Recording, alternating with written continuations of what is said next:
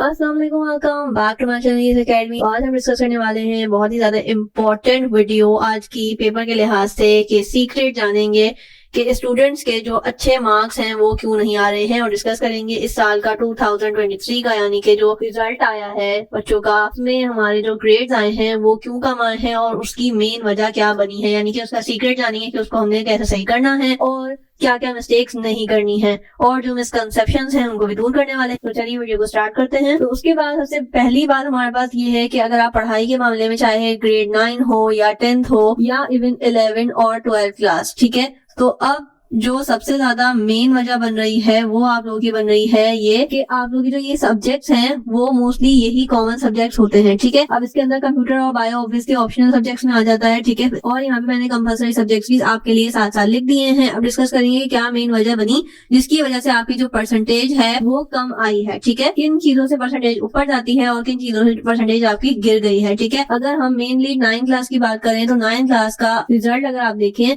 तो उसमें क्या हुआ है, बच्चों के सबसे ज्यादा नंबर फिजिक्स में, कंप्यूटर बायो में, इवन केमिस्ट्री में भी बच्चों के बहुत ज्यादा स्टूडेंट्स के अच्छे नंबर आए हैं। लेकिन किन सब्जेक्ट्स में नहीं आए हैं, चले मैथ्स तो हम मार्जिन दे देते हैं कि थोड़ा सा हार्ड सब्जेक्ट है, लेकिन अगर हम देखें तो ये उर्दू, इंग्लिश और इस्लामियात, ये 3 सब्जेक्ट ऐसे हैं जिसमें बच्चों के स्टूडेंट्स के बहुत ही ज्यादा कम नंबर आए हैं।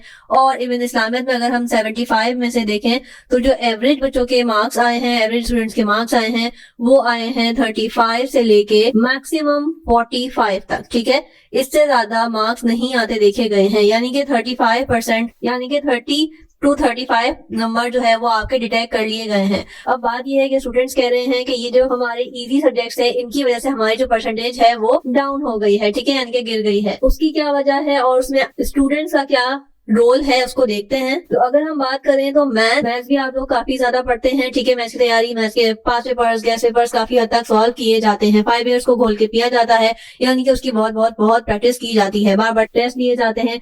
सेम फिजिक्स और केमिस्ट्री के भी यही होता है कि जो भी न्यूमेरिकल्स होते हैं या जो भी थ्योरम वगैरह होते हैं, लॉज होते हैं, उनकी बार बार प्रैक्टिस की जाती है और उनका टेस्ट दिया जाता है, ठीक है। उसकी थ्योरी, उसके प्रैक्टिकल्स की बहुत बहुत प्रैक्टिस की जाती है।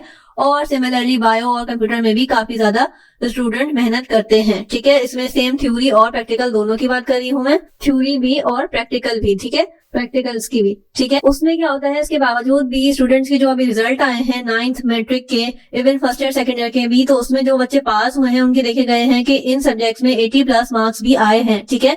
और अगर हम एवरेज बात करें 60+ मार्क्स ओवरऑल काफी ज्यादा स्टूडेंट्स के आए हैं, ठीक है। ऑन एवरेज अगर हम देखें तो 60+, और जो स्टूडेंट्स अच्छा पढ़ते हैं उनके 80+ मार्क्स आते देखे गए हैं इन हार्ड सब्जेक्ट में, ठीक। ये कंपैरेटिवली हार्ड सब्जेक्ट समझे जाते हैं और इसमें काफी ज्यादा अच्छे मार्क्स आए हैं स्टूडेंट्स के। अब बात करते हैं ये 3 सब्जेक्ट्स, ठीक है, उर्दू हो गया, इंग्लिश हो गया और इस्लामियत हो गया।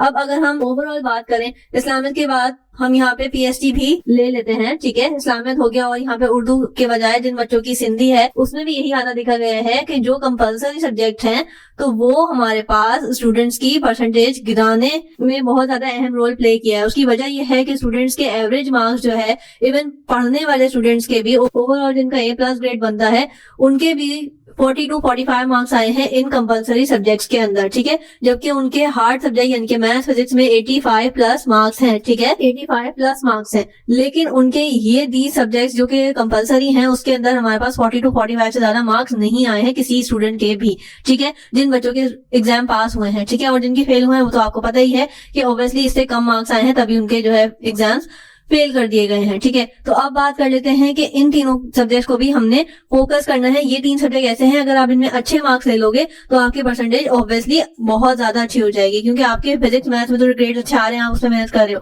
लेकिन आपकी इन 3 सब्जेक्ट्स में क्यों अच्छे मार्क्स नहीं आ रहे हैं, इसमें जो मिसकंसेप्शन है उनको दूर करने वाले हैं और इसके की पॉइंट्स यानी कि सीक्रेट्स बताने वाली हूँ मैं। तो पहले हम बात कर लेते हैं उर्दू सब्जेक्ट की, ठीक है। उर्दू में हमारे पास क्या मिसकंसेप्शन है और क्या स्टूडेंट्स मिस्टेक करते हैं उसको देखते हैं डिटेल से। सबसे बड़ी जो मिसकंसेप्शन हमारे यहाँ उर्दू के मामले में समझी जाती है तो इसमें सबसे बड़ा डिफरेंस ये है कि एक होती है बोलने वाली उर्दू, एक होती है बोली जाने वाली उर्दू, यानी किस तरह से मैं आपसे बात कर रही हूँ तो इसे कहते हैं बोली जाने वाली उर्दू, ठीक है। और एक होती है लिखने वाली उर्दू। ये मैं आपको आसान फॉर्मल और इनफॉर्मल वे कम्युनिकेशन का समझा जाता है, यानी कि लिखने और बोली जाने वाली उर्दू, ठीक है। स्टूडेंट्स सबसे बड़ी मिस्टेक क्या करते हैं, जिस तरह से वो सोच रहे होते हैं या जिस तरह से उनके दिमाग में कॉमन जुमले आ रहे होते हैं किसी भी चीज को लिखने के लिए, वो एज इट इज लिख देते हैं, जबकि लिखी जाने वाली उर्दू के अल्फाज डिफरेंट होते हैं, उसका तरीका डिफरेंट होता है। क्या क्या तरीका होता है आगे डिस्कस करते हैं। और उसके अलावा जो स्टूडेंट्स मिस्टेक करते हैं वो सबसे बड़ी मिस्टेक ये करते हैं कि हमने उर्दू में एक मिसकंसेप्शन है कि उर्दू में जो है वो 100 आउट ऑफ 100 मार्क्स नहीं आएंगे। क्यों नहीं आएंगे? क्योंकि आप उसमें मेहनत ज्यादा नहीं कर रहे हो। जितनी मेहनत आप ईमानदारी से बताएं कि जितनी मेहनत आप फिजिक्स या मैथ्स को दे रहे हो जितना टाइम, उतना टाइम आप ऑब्वियसली उर्दू को नहीं दे रहे हो। तो उर्दू में 100 मार्क्स किस तरह से आएंगे? ऑब्वियसली आपको थोड़ी मेहनत करनी होगी, ठीक है। तो सबसे बड़ा जो मिस्टेक स्टूडेंट्स करते हैं कि उनके दिमाग में है कि जी उर्दू के पेपर में पेजेस जो है वो फिल करके आने हैं, यानी कि बस पेजेस भर भर के आना है। आपने जो जो जो जो जो दिल चाह रहा है आप उसको इस तरह से फिल करते जा रहे हो। तो ये चीज आपने नहीं करनी है। इसमें आपके नंबर मिलेंगे नहीं, बल्कि इस हरकत से एग्जामिनर आपके मार्क्स काट सकता है, यानी डिटेक्ट कर सकता है, ठीक है। तो ये हरकत आपने नहीं करनी जब तक आपको अच्छा लिखना ना आता हो और चीजें जितनी पूछी गई हैं उसके अकॉर्डिंग आप लिख रहे हो तो वेल एंड गुड, अदरवाइज आपके नंबर कट जाएंगे, ठीक है। तो आपने ये हरकत नहीं करनी कि जस्ट पेज भर भर के आ जाओ, ये हरकत नहीं करनी। अच्छा और मयारी लिखना है, ठीक है। उसके बाद जो दूसरी चीज हमारे यहाँ उर्दू में फेस करते हैं स्टूडेंट्स, वो ये करते हैं कि उनका इमला सही नहीं होता, ठीक है। इमला सही होने से मुराद ये है कि जो उनकी डिक्टेशन है, उनका जो डिक्टेशन है यानी कि स्पेलिंग्स जो है वो गलत दिखते हैं, हिज्जे जो है उसकी गलत लिख देते हैं, ठीक है। उर्दू के अंदर हमारा सबसे बड़ा मसला ये है कि हम बोल तो शायद बहुत अच्छा लें, लेकिन लिखने के मामले में बहुत सारे स्टूडेंट्स स्पेलिंग के मामले में बिल्कुल जीरो होते हैं, उनको डिक्टेशन नहीं आता है, ठीक है। तो आपने अपने इमले पे फोकस करना है, ठीक है। अब एक वर्ड है एहतियात, ठीक है, एहतियात, ठीक है। और एक वर्ड बच्चे जो लिखते हैं वो एहतियात, इस तरह से, ये एहतियात, ये हो गया एहतियात। तो ऑब्वियसली चेकर तो इस तरह का एहतियात आपसे एक्सपेक्ट कर रहा है, लेकिन आप अगर ये वाला एहतियात लिख कर आए तो ऑब्वियसली आपको नंबर नहीं मिलेंगे और मिलने के बजाय डिटेक्ट होते जाएंगे, ठीक है। तो ये हरकतें आपने नहीं करनी, आपने इमला बिल्कुल दुरुस्त लिखना है, उसकी प्रैक्टिस करनी है, उसकी हिज्जे याद करनी है, ठीक है। उसके अलावा जो मिस्टेक करते हैं वो यही करते हैं कि पेज भरने के चक्कर में बस लॉन्ग लॉन्ग पैराग्राफ लिख देते हैं, यानी कि यहाँ से लेके यहाँ तक, यहाँ से लेके यहाँ तक, और विदाउट हेडिंग्स, विदाउट कुछ करेक्शन अपनी बस जो है वो पैराग्राफ के पैराग्राफ इस तरह से भर भर के आते जाते हैं। यानी कि एक लॉन्ग में 2 पेजेस तो भर दिए, लेकिन उस पेजेस के अंदर हमारे पास एक भी पेज अगर काम का नहीं है तो आपके नंबर्स मिलने के बजाय डिटेक्ट हो जाएंगे। यानी कि अगर आपका सवाल 8 नंबर का था और आपने उसमें 2 पेज भर दिए हैं पैराग्राफ की शक्ल में जिसमें इमला भी गलत है, तो आपको 8 में से 0 भी मिल सकता है, ठीक है। क्योंकि उसके अंदर ना इमला सही है, ना आपने कोई रेलेवेंट बात की है, तो आपने ना ही हेडिंग्स बनाई है, तो आपको इन चीजों के नंबर मिलने के बजाय कट जरूर जाएंगे। तो ये हरकत आपने बिल्कुल नहीं करनी है, ठीक है। यही वजह बनती है कि स्टूडेंट्स के नंबर 100 आउट ऑफ 100 नहीं आते। यही चीजें पेपर्स के अंदर करके आ रहे होते हैं कि इमला गलत लिख दिया या लॉन्ग लॉन्ग पैराग्राफ लिख दिए, बस पेजेस भर दिए किसी भी तरह। ये हरकत नहीं करनी, आपने करेक्ट चीजें लिखनी है। अगर 8 नंबर का सवाल है 2 पेज लिखें, आप बिल्कुल लिखें, लेकिन उसके अंदर प्रॉपर हेडिंग होनी चाहिए, प्रॉपर वे ऑफ पैटर्न होना चाहिए, प्रॉपर उसकी प्रेजेंटेशन होनी चाहिए, उसका इमला प्रॉपर होना चाहिए। ये सारी चीजें भी मायने रखती हैं, ठीक है। तो आपने ये हरकत नहीं करनी कि 10 पेजेस भर दिए और लॉन्ग पैराग्राफ लिख दिए हैं, इमला उसका गलत है, तो आपको ऑब्वियसली नंबर नहीं मिलेंगे, ठीक है। आप अपने दिल से पूछिएगा कि आपने इन चीजों पे कितनी मेहनत की, आपका इमला क्या सही है, हर जुमला आपका बिल्कुल परफेक्ट है, क्या आपने जो चीजें लिखी हैं उसके अंदर आपने प्रॉपर हेडिंग्स बना के दी हैं, क्या आपका काम प्रेजेंटेबल है, आपकी राइटिंग प्रेजेंटेबल है, रीडेबल है। उसके बाद आ जाते हैं कि उर्दू के अंदर हमारा जो मिसकंसेप्शन है कि जी पेज भरना है, और नंबर 2 पे हमारे पास आ जाता है कि हमने लॉन्ग लॉन्ग पैराग्राफ लिखने हैं। तो उन चीजों के लिए अगर हम कॉमन स्टूडेंट की बात करें तो सबसे पहले आपके पास दिमाग में आता है कि राइटिंग स्पीड आपका होना बहुत जरूरी है। अब मैंने जितने स्टूडेंट से पूछा है तो उनका उसमें ऑलमोस्ट आई मस्ट से कि 38% बच्चों का पेपर पूरा होता है। उसके अलावा बाकी सारे स्टूडेंट्स का पेपर रह जाता है। अब उसमें 1 सवाल भी हो सकता है, उसमें 4 सवाल भी रह सकते हैं, ठीक है।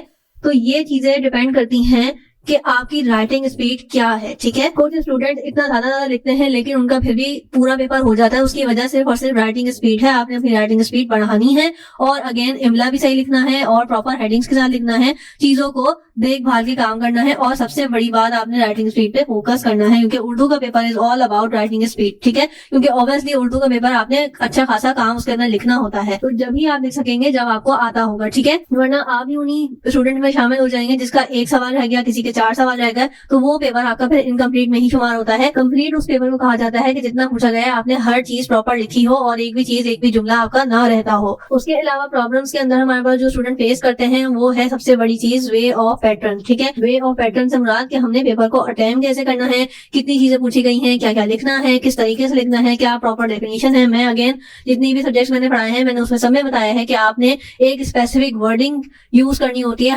हर लैंग्वेज के अंदर। ठीक है, चाहे कंप्यूटर हो, कंप्यूटर को कंप्यूटर की टर्म्स में, कंप्यूटर की लैंग्वेज में ही लिखा जाता है। अगर आप उसको कॉमन इंग्लिश में लिख के आ जाएंगे आपको ऑब्वियसली नंबर कम मिलेंगे और अगर गलत लिखा होगा तो ऑब्वियसली नंबर कट जाएंगे। सिमिलरली फिजिक्स या केमिस्ट्री की भी एक अलग टर्मिनोलॉजी होती है, आपने उन्हीं अल्फाज में उस चीज को समझाना होता है। इसी तरह से बायो की आपने देखा होगा हर चीज की एक एक नई नई टर्मिनोलॉजीज होती हैं जो कि स्टूडेंट्स याद करते हैं और उसे प्रॉपर लिखने की प्रैक्टिस करते हैं, यानी कि स्पेलिंग्स के साथ उसको समझते हैं। इसी तरह से उर्दू भी मैंने आपको पहले भी बताया कि लिखी जाने वाली और बोली जाने वाली उर्दू में फर्क होता है। ठीक है, तो वे ऑफ पैटर्न भी इसी चीज को कहा जाता है कि आपने पेपर को अटेम्प्ट कैसे किया है, प्रेजेंटेबल है या नहीं है, आपकी राइटिंग रीडेबल है या नहीं है। ठीक है, और आपने उसको प्रॉपर तरीके से अटेम्प्ट किया है या नहीं, यानी कि हेडिंग जितनी पूछी गई है, जितनी रिक्वायर्ड थी आपने दी हैं। आपने 8 नंबर का सवाल था 2 पेजेस भरे हैं या नहीं भरे, रेलिवेंट चीजों से भरे हैं या नहीं भरे, हर चीज आपकी काउंट होती है। ठीक है, तभी आपको 8 आउट ऑफ 8 मार्क्स मिलते हैं। इसी वजह से ये उर्दू में मशहूर कर दिया गया है कि 8 आउट ऑफ 8 मिलना उर्दू में नामुमकिन है। नामुमकिन नहीं है, मुमकिन बिल्कुल है, लेकिन अगर आप इन सारी चीजों को फॉलो करेंगे तभी आपका मुमकिन है। ठीक है, तो आपने इस पर भी काम करना है, क्योंकि देखें एग्जामिनर का कुछ नहीं जाएगा, वो आपको कम नंबर दे के पास कर देगा, लेकिन वो सारी चीज आपकी जो परसेंटेज है उसको डाउन कर देगी। तो आपने अपनी खुद मेहनत से अच्छे एग्जाम्स देने हैं और इन पे भी फोकस करना है, चाहे उर्दू हो, फिजिक्स हो, इस्लामियत हो, कोई भी सब्जेक्ट हो आपके लिए बहुत बहुत इंपॉर्टेंस रखता है। इसके अलावा बात कर लेते हैं कि हेडिंग्स की, तो हेडिंग्स आपने प्रॉपर देनी है। मैं फिर स्टूडेंट्स को कहती हूँ कि 8 मार्क्स का सवाल है तो आपने जैसे फॉर एग्जाम्पल किसी शायर का या मुसन्निफ का अगर तारुफ लिख रहे हैं तो उसमें ओवरऑल 12 हेडिंग्स होनी चाहिए, मस्ट है 12 हेडिंग्स। ठीक है, अगर ये 14 हो जाए तो बहुत ही अच्छी बात है, लेकिन अगेन रेलेवेंट भी होनी चाहिए। अब 12 या 14 की बात करें, अगर हम 14 हेडिंग्स लिख रहे हैं तो उसमें एक तो हो गई आपकी इंट्रोडक्शन की, ठीक है, और एक आपकी हो गई वफात या उसके इख्तितामिया की। ठीक है, उसके अलावा आपकी 12 हेडिंग्स होनी चाहिए उनकी खुसूसियात की, उनकी तसानीफ की, उनकी तर्ज तहरीर की, उनकी जो है जिंदगी की, उनकी अचीवमेंट्स की, हर चीज की अलग अलग आप हेडिंग बनाएंगे। नाकरीन की आरा, उनके जो है वो जिंदगी के बारे में जो भी चीज है वो किस तरह से लिखते थे, उन्होंने अदबी तालीम कहाँ से हासिल की, हर चीज की आपने प्रॉपर हेडिंग बनानी है और राइट इन्फॉर्मेशन देनी है। सिर्फ हेडिंग बना के एक एक लाइन नहीं लिखनी, बल्कि आपने उसकी प्रॉपर चीजें याद करनी है और जहां जहां रिक्वायर है आपने उसको डिटेल से डिस्क्राइब करना है। ठीक है, तभी आपके 14 हेडिंग्स बनेंगी। और अगर आपने सही 14 हेडिंग्स बनाई, आपने उसके अंदर इमला बिल्कुल सही लिखा, तो आपको 8 आउट ऑफ 8 देने से कोई नहीं रोक सकता। ठीक है, और आपका काम रीडेबल होना चाहिए, प्रेजेंटेबल होना चाहिए। रीडेबल से मुराद ये है कि राइटिंग, अब मशहूर ये है कि बोर्ड में राइटिंग के नंबर कटते हैं, तो यूं करते हैं क्योंकि आपको पता नहीं है कि आपका एग्जामिनर किस तरह की हैंड राइटिंग को अप्रूव करेगा। तो आपकी हैंड राइटिंग कम अज कम ऐसी होनी चाहिए कि जो रीडेबल हो। ठीक है, एक कॉमन पर्सन भी रीड कर पाए। ठीक है, अगर आपकी राइटिंग बिल्कुल गंदी तरीन है और आपने उसको लिखा भी बिल्कुल गंदे तरीके से है और कहीं इंक बह रही है, कहीं कुछ हो रहा है, तो आपको 8 आउट ऑफ 8, चाहे आपने 14 हेडिंग बिल्कुल करेक्ट भी लिखी हो, इमला भी सही है, लेकिन आपकी जो पेपर की हालत है और राइटिंग की हालत है वो खराब है, तो आपको 8 आउट ऑफ 8 के बजाय 8 आउट ऑफ 5 यस मिल जाएंगे। तो आपने इन सारी चीजों का भी ख्याल रखना है। ठीक है, उसके अलावा उर्दू में सबसे ज्यादा बात की जाए तो कोर्स, यानी कि अगर आप किसी भी शायर का तारुफ लिख रहे हैं तो उसमें नाकिरीन की जो आरा आपने पढ़ी होंगी, यानी कि जो उनपे क्रिटिक्स ने बात की है, तो उसके आपने बारे में पढ़ा होगा कि उन्होंने बाकायदा नोट्स में भी इस तरह से इन्वर्टेड कॉमास में या ब्रैकेट में या हाईलाइटेड वे में लिखा जाता है। तो आपने कोट्स को भी इसी तरह से लिखना है। फॉर एग्जाम्पल, अगर आपने यहाँ से पूरा पैराग्राफ लिख रहे हैं तो जैसे ही आपने कोट्स स्टार्ट की तो आपने यहाँ से डबल ब्रैकेट डालना है और उस चीज को सेंटर में लिखना है। अगर कोशिश करें कि ब्लैक पॉइंटर या ब्लैक पेन से लिख दें ताकि वो प्रोमिनेंट हो जाए। और जितने आप कोट्स वगैरह इस तरह की चीजें लिखेंगे, जितने शेड लिखेंगे इस तरह से, तो आपके मार्क्स पूरे आने के बहुत ज्यादा चांसेस मौजूद हैं। ठीक है, आपने कोट्स वगैरह को प्रॉपर याद करना है और प्रॉपर वे में ही लिखना है। जो भी चीज इस तरह की, चाहे वो शेर हो या कोट्स हो या कुछ इस तरह की चीज हो, तो वो आपने सेंटर पेज के अंदर लिखनी होती है। ठीक है, और इस तरह से इसको हाईलाइट करने के लिए आप इन्वर्टेड कॉमा डाल दें और उसको ब्लैक पेन से लिख दें साफ सुथरे राइटिंग के अंदर, तो इससे भी आपके पेपर के ऊपर बहुत ज्यादा अच्छा इम्पैक्ट पड़ता है। ठीक है, उसके अलावा शेर की तशरीह, हमारे पास शेर जो है वो हमारे एग्जाम के अंदर बहुत इंपॉर्टेंस रखते हैं। फॉर एग्जाम्पल, आपने देखा होगा कि पहले तो खुलासे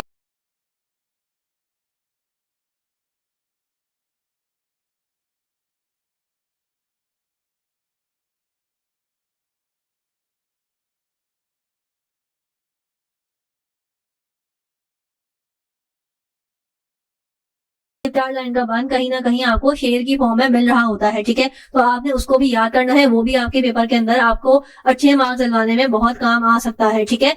यही छोटी छोटी चीजें होती हैं जो आपको उर्दू के पेपर में पूरे मार्क्स दिलवाने में कामयाब होती हैं, ठीक है। तो आपने शेर भी अच्छे खासे याद करके जाने हैं ताकि आप जहाँ पे भी रेलेवेंट सिचुएशन बने आप उसको लिख दें। अपनी मर्जी से शेर बनाने की कोई जरूरत नहीं है। अगर आप अपनी मर्जी से शेर बनाएंगे और उसका वजन भी बिल्कुल खराब होगा तो आपको उसके नंबर मिलने के बजाय कट जाएंगे, ठीक है।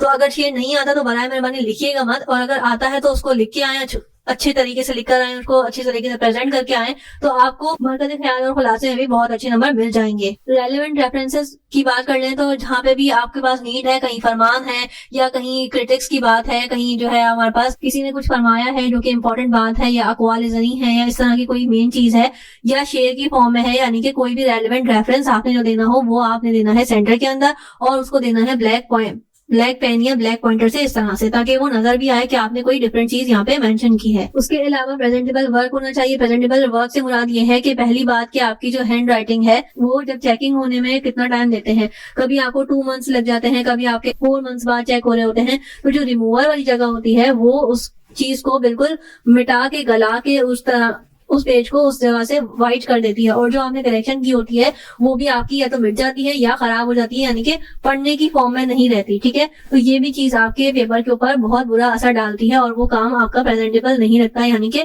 साफ सुथरा नहीं लगता। तो बराए मेहरबानी कहीं पे भी गलती हो जाए अगर आपसे, तो आपने जस्ट एक लाइन मारनी है उस अल्फाज के ऊपर इस तरह से और आगे लिखना शुरू कर देना है, बजाय इस पूरा आप इस तरह से क्रॉस करें, उसको बार बार कलर कर दें, गंदा कर दें या रिमूवर यूज कर लें। तो ये हरकत आपने नहीं करनी, ये आपसे गलती हुई, आपने इसके ऊपर लाइन मारी इस तरह से और आगे लिखना शुरू कर दिया। तो रीडर की जो रीड करेगा उस चीज को तो उसको पता है कि अल्फाज कटा हुआ है, तो ऑब्वियसली गलत चीज लिखी हुई थी, कोई मिस्टेक हो गई थी, तो उसने आगे से आपने कंटिन्यू कर लेना है ताकि उसको भी पता लग जाए कि आपने आगे से कंटिन्यू कर लिया। बजाय इससे कि ये हरकत आप करें तो ये भी आपका नंबर कटवा सकती है, प्रेजेंटेबल वर्क कहीं से नहीं लगता, ठीक है।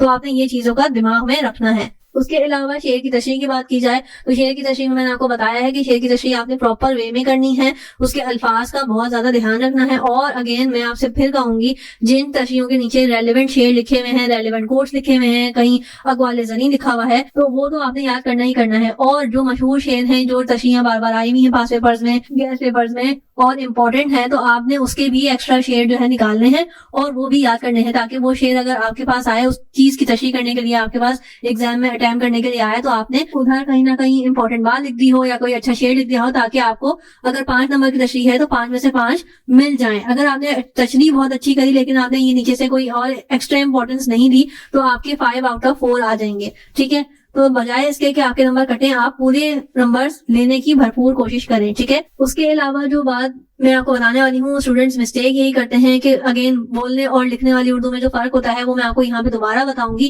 कि जो आप शेर की तशरीह करते हैं वो उस लेवल की नहीं होती, यानी कि उसके अंदर कुछ स्पेसिफिक वर्ड्स का इस्तेमाल होना लाजमी होता है। तो आप लोग उन स्पेसिफिक वर्ड्स को यूज नहीं करते हैं जिसकी वजह से आपके नंबर्स कम आते हैं, ठीक है। तो यानी कि शेर की जो एक फीलिंग होती है, चाहे वो हमद की हो, यानी कि शायर जो है अल्लाह ताला की हमद सना किस तरह से बयान कर रहा है, उसने कुदरत के जो नजारे देखे हैं तो वो किस तरह से उसको बयान कर रहा है, किन अल्फाज में बयान कर रहा है, तो उसके लिए आपको थोड़ी सी हार्ड उर्दू की जरूरत होती है, ठीक है। यानी कि कुछ मखसूस अल्फाज बनाए गए हैं दुनिया में जो लिखना तशरीह के अंदर काफी ज्यादा आपकी तशरीह में वैल्यू ऐड करते हैं, ठीक है। फॉर एग्जाम्पल, आप ये नहीं लिखेंगे शायर इस शेर में बोल रहे हैं, या शायर का कहने का मतलब ये है, आप इस तरह से नहीं लिख सकते। आप लिखेंगे शायर इस शेर में मुखातिब हैं, या शायर इस शेर में फरमा रहे हैं, या शायर इस शेर में जिक्र कर रहे हैं। इस तरह के अल्फाज आपके तशरीह के अंदर अच्छी वैल्यू ऐड करते हैं, ठीक है। आपको यानी कि थोड़ी सी इस तरह की वर्डिंग यूज करनी होगी, ठीक है। उसके अलावा अब बात कर लेते हैं हम इंग्लिश के एग्जाम की, कि स्टूडेंट्स इंग्लिश को भी बहुत ज्यादा हल्का ले लेते हैं कि हमें तो इंग्लिश आती है तो हम इंग्लिश का पेपर बगैर पढ़े भी दे सकते हैं, बस थोड़े बहुत चैप्टर रीड कर लिए,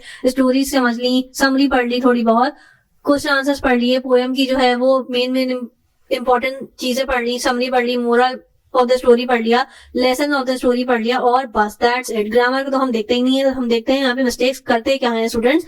सबसे बड़ा मिसकंसेप्शन यहाँ पे इंग्लिश में ये है कि हम फॉर्मल और इनफॉर्मल इंग्लिश में भूल जाते हैं। अगेन मैं वही वाली बात करूंगी, क्योंकि इंग्लिश में और उर्दू में दोनों में हमारे पास लिटरेचर अलग है और लैंग्वेज अलग है, यानी कि उर्दू अदब और उर्दू कवायद, ठीक है। सिमिलरली इंग्लिश लिटरेचर और इंग्लिश लैंग्वेज में कुछ ना कुछ तो तभी वो दुनिया में एग्जिस्ट करती हैं।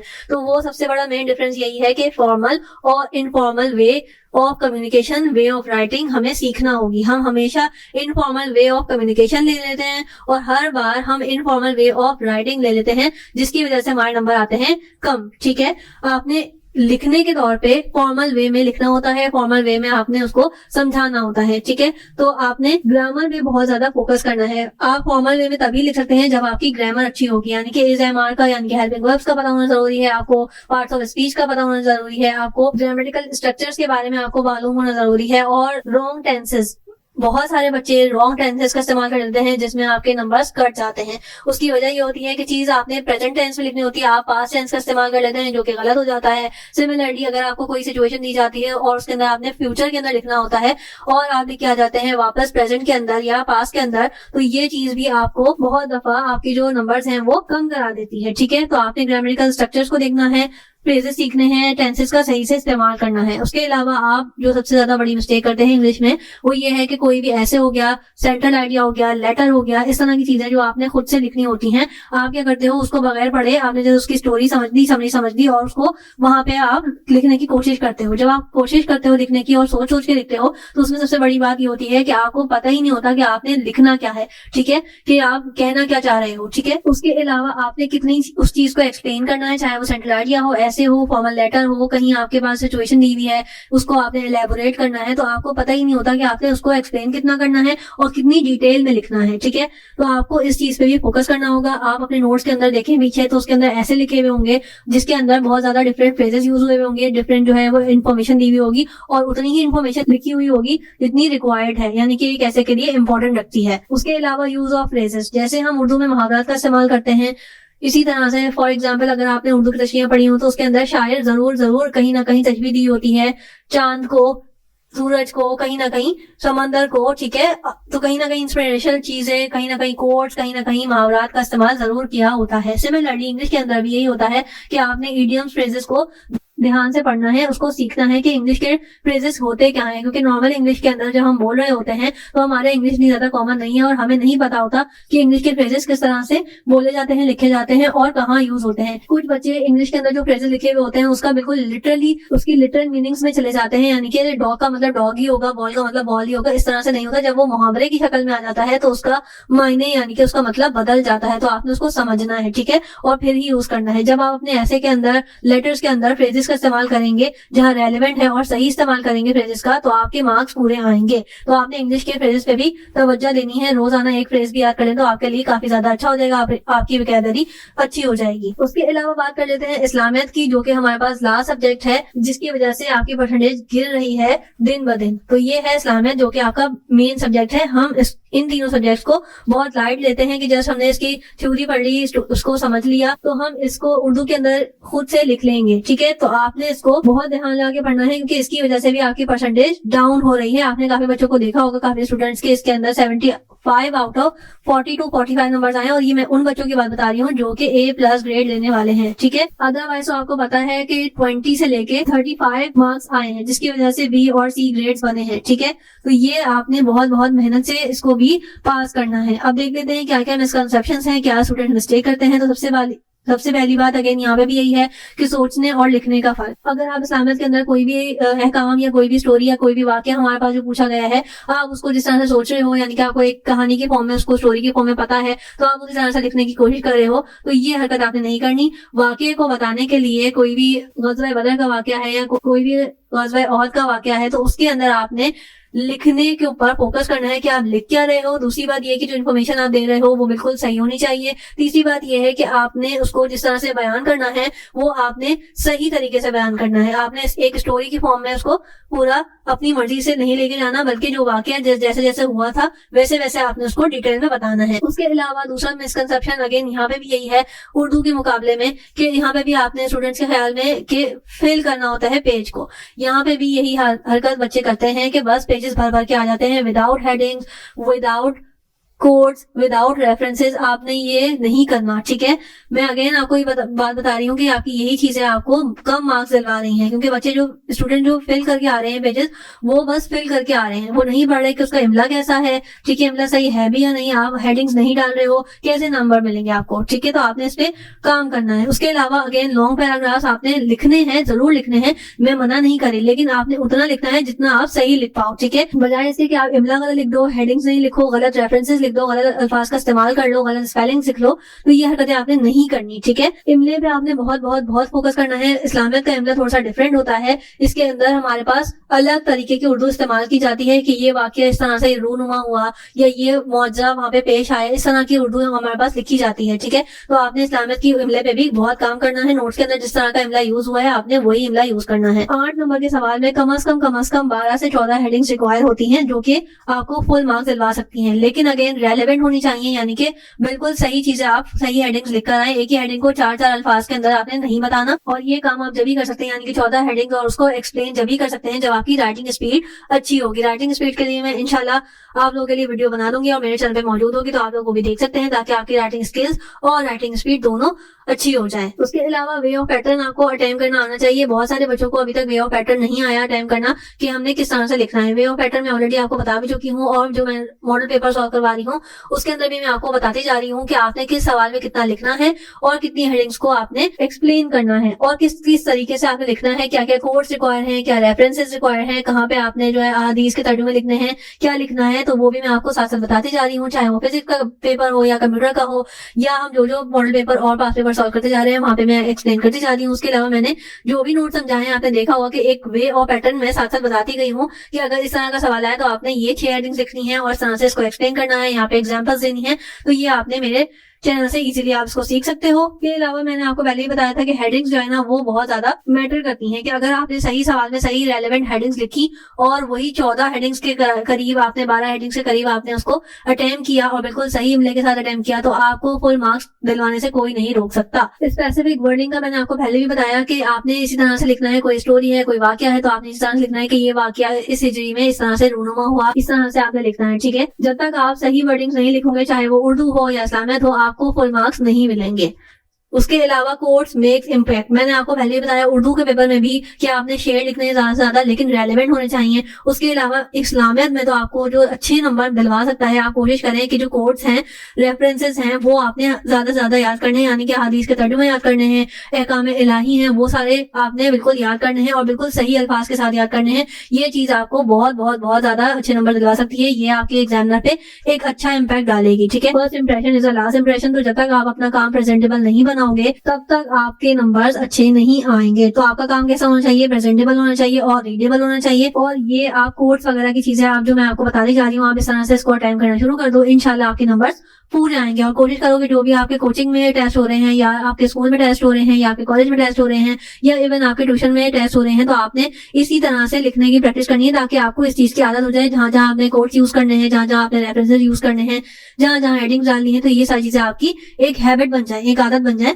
और आप हर सवाल को फिर इस तरह से अटेम्प्ट करने के आदी हो जाओगे और आपको एग्जाम के अंदर कुछ नया नहीं लगेगा। रिलेटिव रेफरेंसेस से मुराद वही है कि आपने जो है जहाँ पे हदीस के तर्जुमे हैं, या कुरान का अहकाम है, या फरमान रब्बी है, या कोई भी ऐसी चीज जो कि आपकी क्वेश्चन के अंदर वैल्यू ऐड कर सकती है, सहाबा कराम के बारे में जो भी चीजें हैं, हमारे पास अक़वाले ज़री हैं या उनके फरमान हैं, तो आपने उसको याद करना है। और जहाँ पे भी आपके पास रेफरेंस बनेगा आपने वहां पे लिखना है। एक्स्ट्रा रेफरेंसेस, एक्स्ट्रा कोड्स नहीं लिख के आने में, ये बात बार बार बता रही हूँ कि एक्स्ट्रा जगह पे नहीं लिखना, लेकिन जहाँ पे आपके पास रेलेवेंट चीजें बन रही हूँ, रेफरेंसेस बन रहे हों, आपने जरूर कोशिश करना है कि आपने वहां पे वैल्यू ऐड करें। इस तरह से ब्रैकेट्स में डाल के आपने ब्लैक पॉइंटर से लिखना है सेंटर के अंदर कोई भी इंपॉर्टेंट बात, कोई भी इंपॉर्टेंट अहकाम जो कि आपके क्वेश्चन के अंदर वैल्यू ऐड करें और आपको नंबर्स अच्छे दिलवा दें। उसके अलावा द वे यू राइट, यही बात मैं अगेन करूंगी, जैसे आपने इंग्लिश में या उर्दू में ऐसे वगैरह लिखने होते हैं, यहाँ पे भी आपके पास जो नोट आता है वो एग्जाम्पल, अगर हम एग्जाम्पल ले लें कि आपने नमाज पे नोट लिखना है या रोजे पे नोट लिखना है, तो आप समझते हैं कि जी मैं बहुत अच्छा नोट लिख सकता हूँ या इजीली मैं उसको अटेम्प्ट कर सकता हूँ, लेकिन आप जो सोचते हो वो आपने नहीं लिखना, बल्कि उसको मखसूस अल्फाज के साथ लिखना है, मखसूस सही इमले के साथ लिखना है, तरीके से लिखना है और जो चीज आप सोच रहे हो उसको अच्छी तरीके से प्रेजेंटेबल फॉर्म में, रीडेबल फॉर्म में बनाना है। ठीक है, आप ये भी लिख सकते हो कि ये कहानी यहाँ पे पेश आई है, ये कहानी इस दिन यहाँ पे ऐसा हुआ, तो ये आपने नहीं लिखना। आपने लिखना है ये वाकया इस दिन रोनुमा हुआ, यहाँ पे ये काम हुए, ऐसा ऐसा हुआ। ठीक है, ये नहीं लिखना यहाँ पे इस दिन ऐसा हुआ, ये नहीं लिखना। आपने बाकायदा तौर पे लिखना है कि ये वाकया यहाँ पे पेश आया, इस दिन पेश आया, इस दिन रोनुमा हुआ। ये सारी चीजें आपने अल्फाज उसके जमा करने हैं नोट से। एज रिटन की मतलब ये है कि आपने इस्लामियत में तो खास तौर पे मैं आपको यही बोलूंगी कि जैसा जैसा नोट्स में लिखा है वैसे वैसे आप याद करें। इसको आप मरकजी ख्याल समझ के नहीं याद करें। उर्दू का जैसे आप नज़मों में कर रहे हैं कि आपने मेन मोरल आइडिया एक लाइन का पढ़ लिया, वन लाइनर पढ़ लिया और आपने फिर उसको अपनी मर्जी से खींच तान के पूरा पैराग्राफ में कन्वर्ट कर दिया। इस्लामियत में ये हरकत नहीं करिएगा, गुनाह भी मिलेगा और उसके साथ साथ आपको नंबर्स भी कम मिलेंगे, क्योंकि अगेन इस्लामियत का चेकर भी आपको ये चीजें का मार्जिन नहीं देगा कि आप जो चाहें वो पैराग्राफ के अंदर लिख दें और एक लाइन को आप 6 लाइनों में कन्वर्ट कर दें अपने अल्फाज जोड़ के। तो इस्लामियत में जो लिखा हुआ है नोट्स के अंदर, बुक्स के अंदर, कोशिश करें कि आप उसको वहीं वर्ड टू वर्ड याद करें और तभी आपको इस्लामियत में अच्छे नंबर मिलेंगे। अगर आपने अपनी तरफ से कहानियां बनाना शुरू करी तो ना सिर्फ आपके एग्जाम के अंदर नंबर गंदे आएंगे बल्कि एग्जामिनर जो नंबर देना चाहता होगा वो भी नहीं देगा, क्योंकि ये एक अच्छी आदत नहीं है। उसके अलावा यहाँ पे भी जो भी वाकया, जो भी स्टोरी आपने बतानी है, जो भी नोट लिखना है, तो आपने वही एक्सप्लेन करना है जो आपने एक्सप्लेन करना चाहते हो, जितना पूछा गया है।